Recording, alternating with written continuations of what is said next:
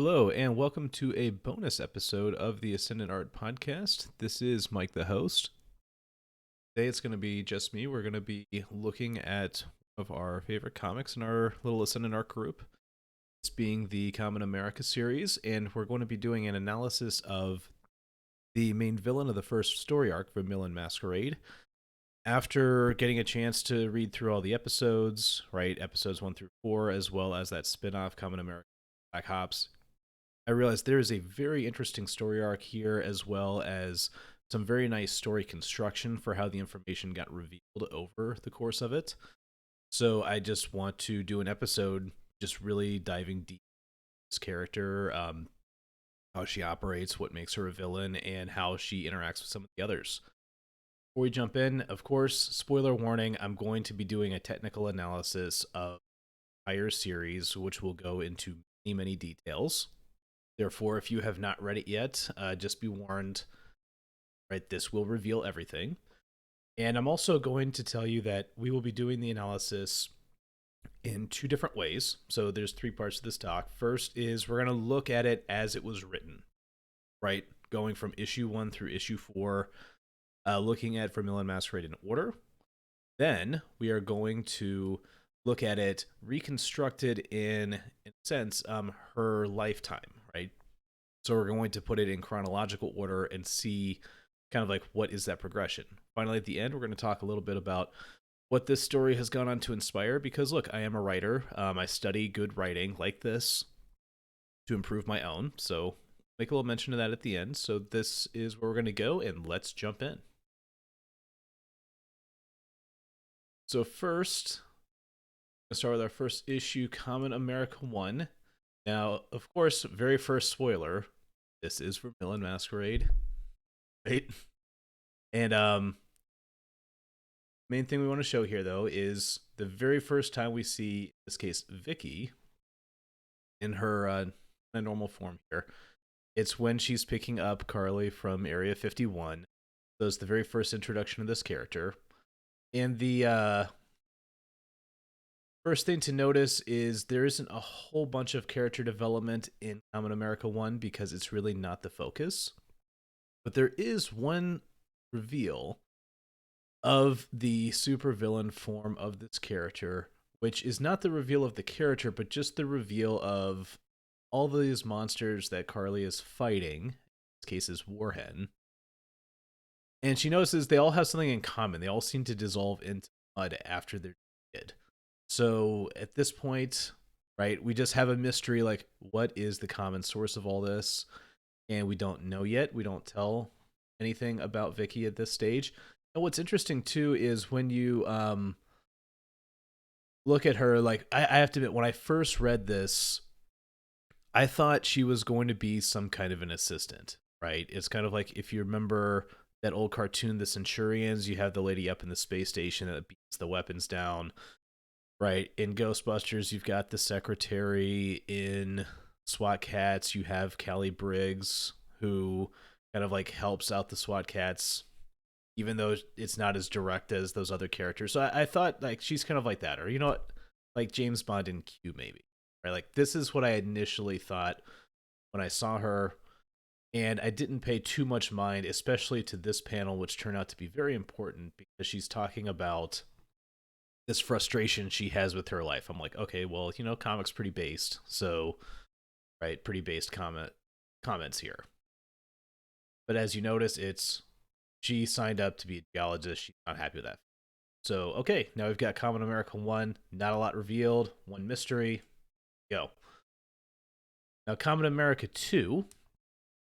We have not at this point revealed yet that there is the connection. So at this case, I decided to put the panels in such a way that it shows both Vicki on one side and Vermillion on the other.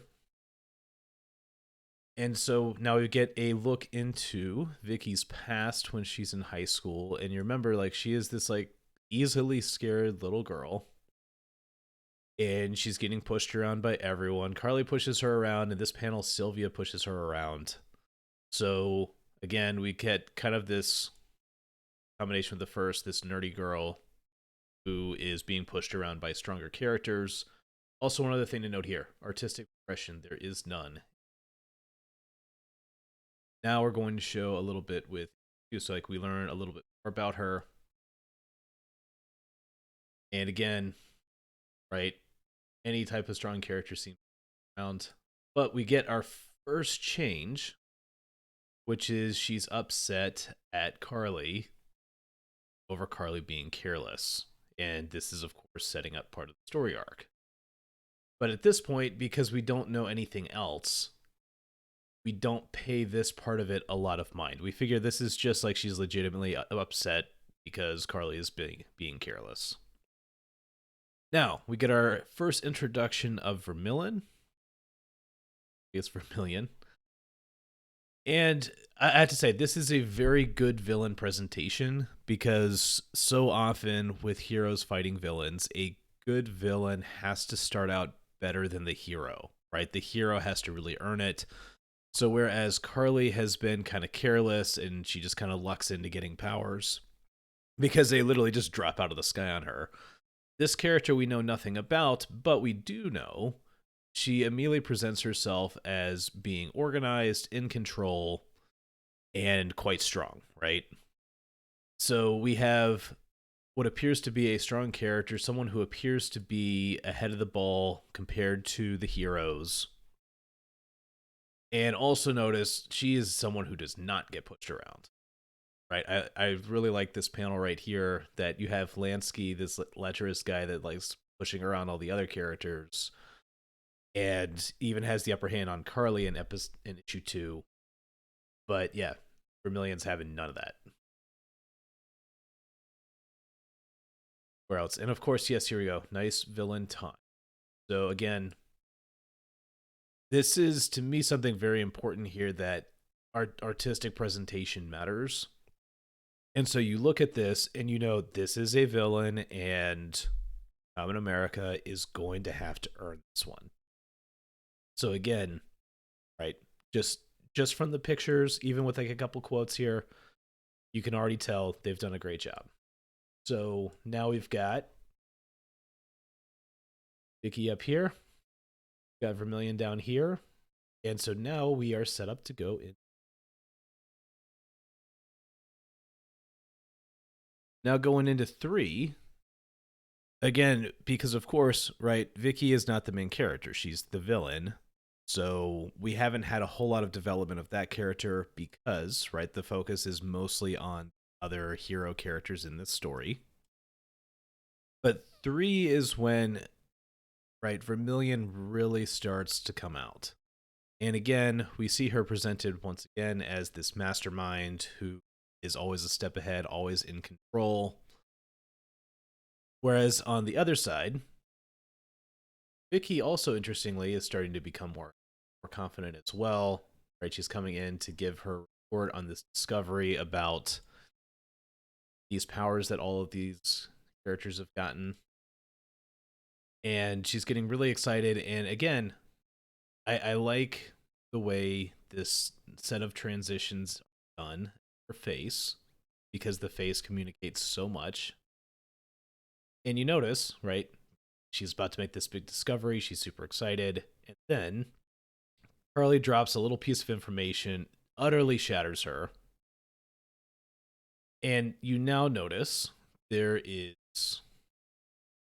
an immediate like running away. So she is super confident, challenged, crushed, and then her first instinct is to run away. So now that we've got this, we see the beginning of the conflict between Carly and Vicky.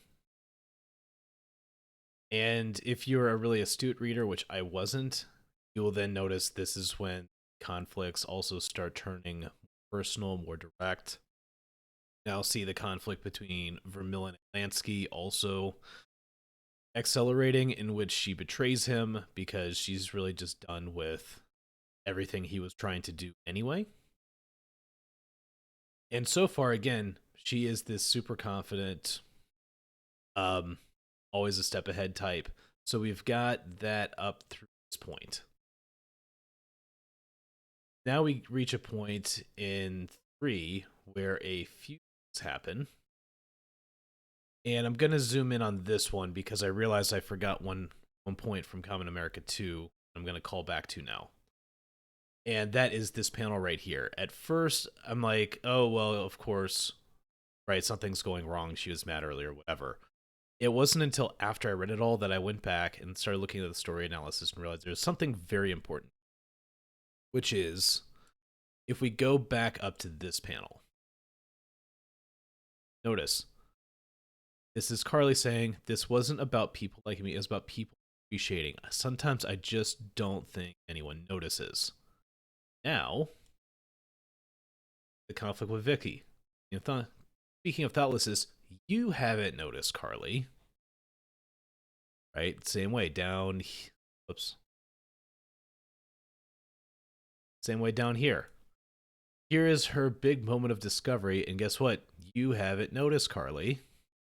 You're complaining about people not noticing you. You're not noticing me. And there's an interesting part here, I think, too, that you actually see this a lot in biblical storytelling. That you see Abram and Lot, see Isaac and Ishmael, Jacob and Esau, right? You see those guys. You see Saul and David. And you'll see a lot of these like biblical stories where you take two people who have similar situations, but they make different choices, have different character, and because of that, there are radically different outcomes.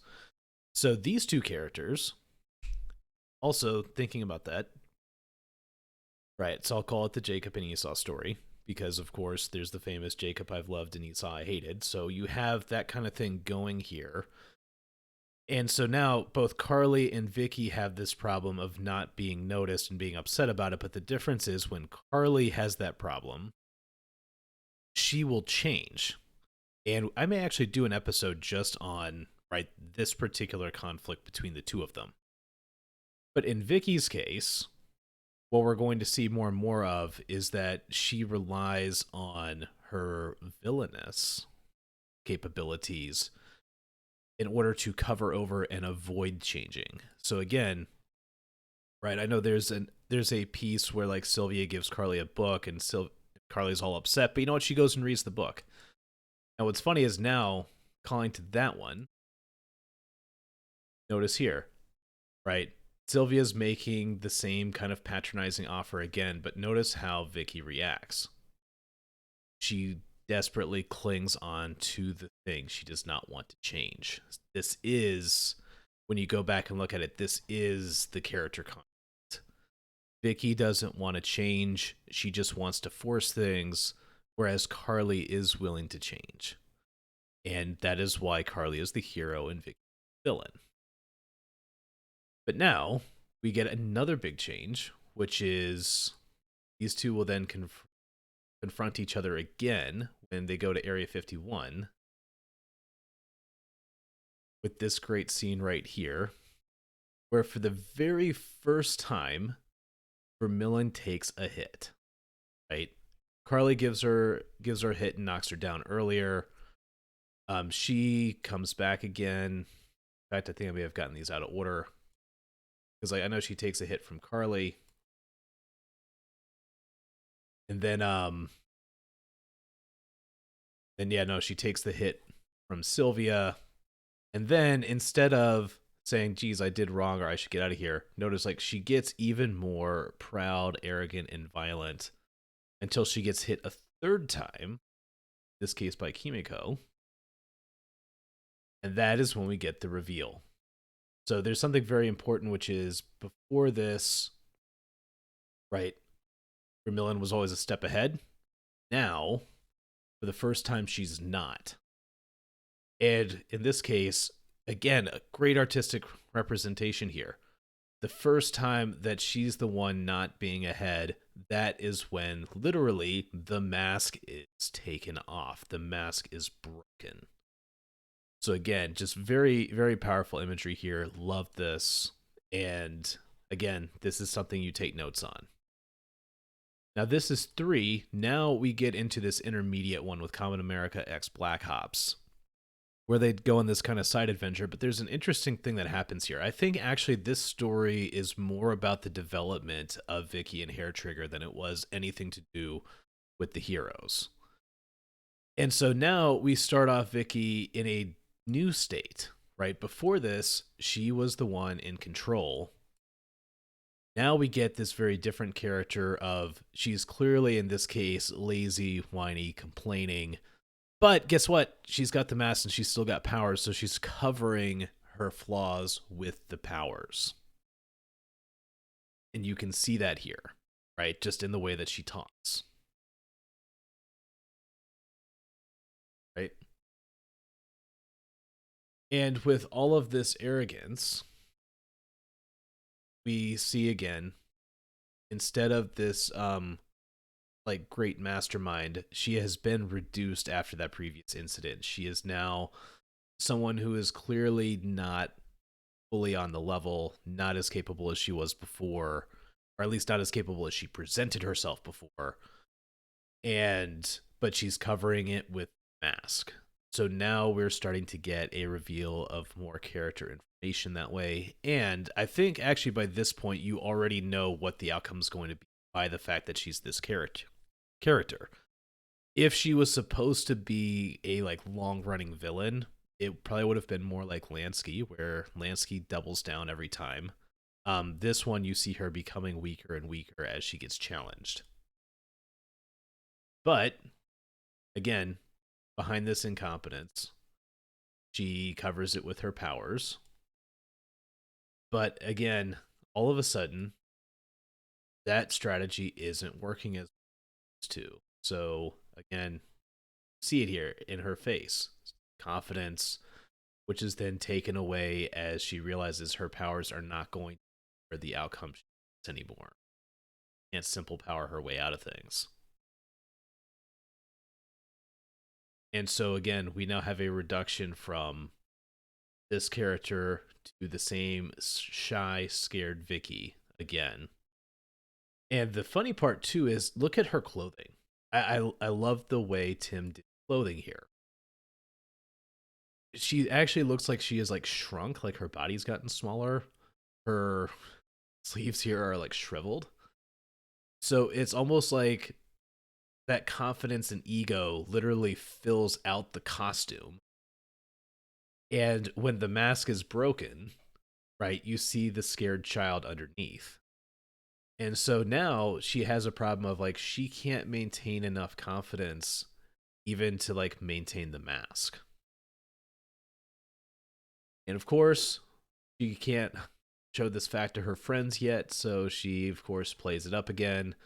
But of course, Misha here is having none of it. And by the way, I love this little bubble right here because what it makes me think of is it makes me think of when my dog was still a puppy and we would have to like pick him up to put him in the car. If you didn't lift him the right way, it would like squeeze him a little bit and he would make that sound as you're squeezing the air out of him. So like you could just like see like she's got this like arrogance here and Misha just literally just squeezes it out of her. And so again, like it all just comes together so well. Again, confidence, mask broken. And when she has no ability to fight back as an equal, notice she suddenly gets super, super defensive, runs away.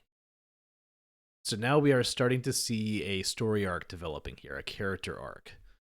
That we had someone who was frustrated, she's given these powers, and it becomes like a mask or a persona to hide behind. Whereas Vermillion Masquerade, Vicki is confident, she's powerful, she's sexy, she's everything she wanted to be. But now the mask is starting to break. Right? Broken and broken again. So, and that's also, of course, powerful foreshadowing, right? Now we get to Kamen America 4. We get a reveal of more of who Vicki is. And we see the point at which the her character arc truly begins all the way back when she begins to become the scared child being pushed around, in this case by her teacher. And hey, you know what? I agree. I think third wave feminism and forward have really been like anti-woman ideologies. It reduces the people that it touches, and you can actually see that like even this kind of person would go off and hurt a child, right? Like it's really tragic. And again, I love the imagery. It really just shows the tragedy here. Now we went from like a minor reveal of Vicky's issues and this mask covering up incompetence, to now we are really looking at it, the fact that like really behind the mask, she really is a mess. And there was one kind of interesting thing here with this money, that she's made all this money as Vermillion Masquerade working with the, like, but she has nothing to spend it on. So different people have taken different things from this. To me, it's the fact that clearly the money was not her motivation. Like she literally doesn't know what to do with it. And that's kind of the way that I took that here, that she doesn't care about the money, like as she even said herself up here, right? I'm working for exposure. She wants to be respected. She doesn't care about this money. We then get more reveals of the past, which I think I. But again, you have somebody whose life is a mess. She has no confidence, no willingness to change and turn it around, but she has something externally given to her. And all she has to do is take this thing and use it. And the interesting part is the way she uses it compared to Carly. Remember, Carly, she said, "This is a chance for me to reinvent myself." In Vicky's case, this is a replacement for what I'm not able to do myself. That I see this. She's like, "Look, like I am nothing in front of Lansky here. But now that I've got this power, I am something. Power is the thing that I need to rely on." Now we get back to, now that we have this statement, we now go back to her core wound.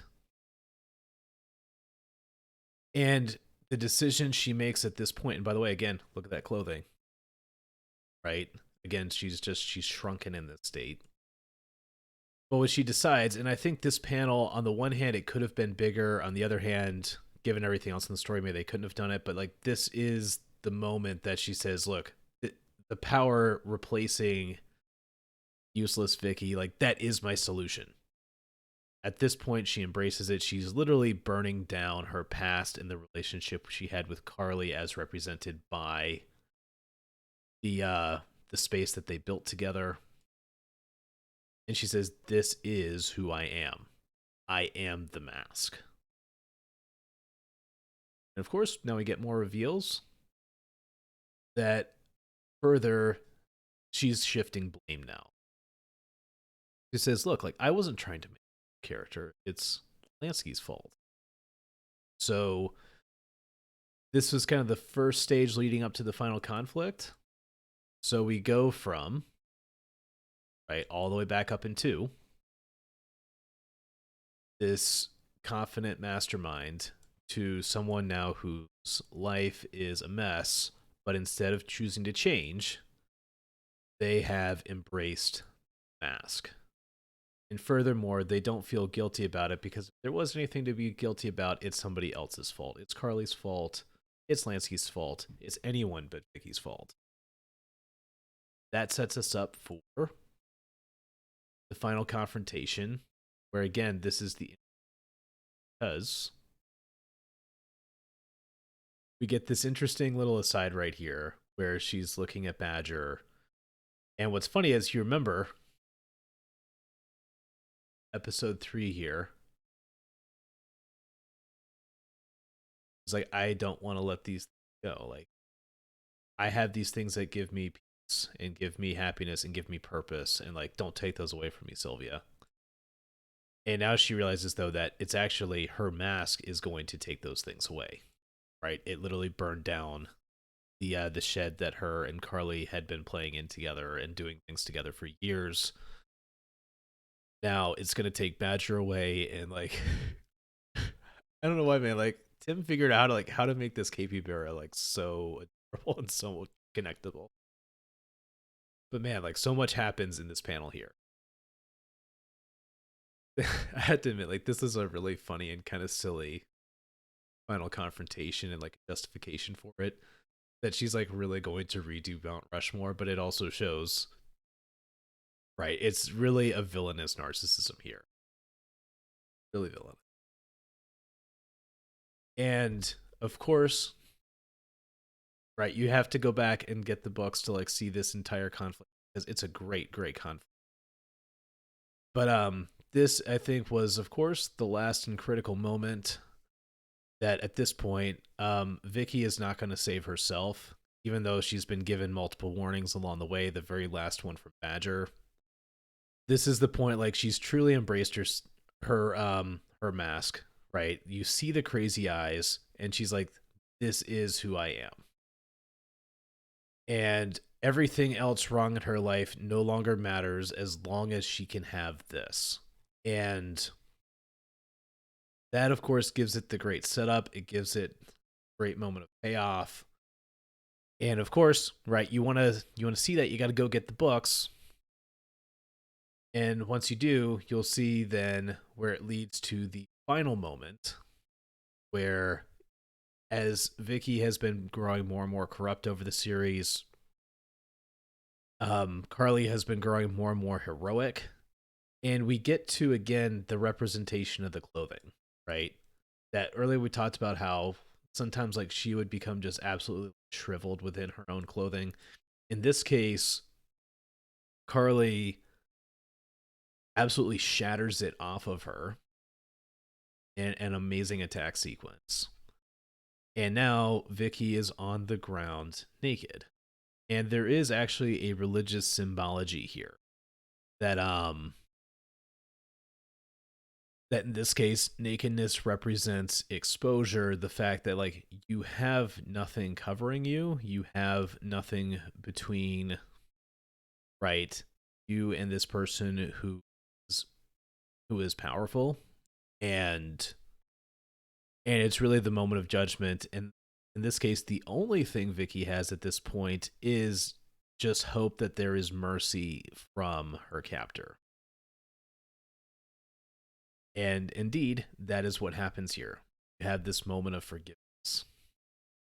And from that moment of forgiveness, get the final panel that there is still a hope for salvation. So again, wow, what an incredible story, guys. Now this is the story as it's constructed, as it's revealed over the course of books, right? Starting from what seemed to be like a simple character, she becomes more than you realize. And then you see that really the conflict is not just for the hero, but it's even within the villain, and how these two friends come to reconcile, and how, in this case, someone whose broken life, they were hiding behind a mask, the mask is shattered, and at this point there is no hope left except for repentance and a hope for change. So we hope that in future episodes we see that she does in fact accept this offering, because that I think is the next stage of the story. Cool. So this is the reveal of the whole character arc. Now I want to take a look, and I want to look at this from a chronological perspective, because it also gets very interesting when you look at it from a timeline perspective, that bits and pieces of this get revealed, and then you find out, wow, like this was not a simple villain, like this was a complete character. So we start again from childhood. We see the beginning of Vicky's base personality, that she has decisions made for her by others. high school through grad school, so these school years, you see the same kind of pattern going on where Vicky is literally just Carly's friend. And at this point, she's kind of given up, thinking nothing ever is going to happen. But then at that point, gets her moment of intervention. And as you know, this is where Vermillion Masquerade starts. And I tell you, this is one of the things I liked about the way Mark did the writing, because this doesn't get revealed until issue 4, but you get this scene in issue 1. This scene takes on a totally different meaning when you go back and look at it in light of what you learned here. I also want to mention one. Look at like the artistic progression in the sense of like how the art got so much better. Series. If you are an artist and you're like, man, like my stuff's not good enough, dude, like just keep doing it, dude. Right? But now that these have been established, realize whatever Vicky got given here is she sees as the solution. Now we begin to see the emergence of Masquerade, and this is where I think there's actually kind of a gap, because you know in this scene, right, Vicky gets crushed again, and she goes back to being that like character who gets pushed around. And then from that perspective, chronologically, there's this big jump that happens to where now she's this confident mastermind. So clearly something happened here. And since there is a webcomic, I wonder if this gap is going to get filled in the webcomic, or if it's going to get filled in like Kamen America 5 or some other future issue. But I do see like somewhere in here is the moment Vicky realizes like, hey, like behind this mask, I am somebody. And that is what you see. Like she actually thoroughly loving the fact that she goes from being this like scared child, from being the character who gets pushed around and is resigned to just helping others as kind of like a second fiddle, to now all of a sudden she is the one who has the ability to push others around. She is the one that she can stand up to Lansky. She can even stand up to Carly here. But then right at that moment, it gets crushed. So on both the chronological timeline as well as the revealed timeline, like you get this nice story here progressing forward till separation. Then what's interesting is that the moment Carly's not in the picture, you also then actually begin to see the degradation of Villain Map. Right? Start to get those reviews of clearly like she was always someone whose life was a mess up here. She's like, oh, this is the chance for my confidence. But guess what? It's starting to not work. And it's starting to see the mask breaking till we get to the final confrontation of she's like, man, like my life is a mess. Now I'm in trouble with the authorities. I'm in trouble everywhere. Right? Everything I worked for is meaningless. The money's meaningless. My job is meaningless. Everything's meaningless. She's like, and she makes the decision, I'm going to put all my hope in the mask. This is my hope. And again, that hope left wanting. And at that moment, she's like, I have nowhere to run. I have nowhere to hide. I've just dug a deeper hole for myself trying to run from my problems. And yet, even then, forgiveness, repentance, patience,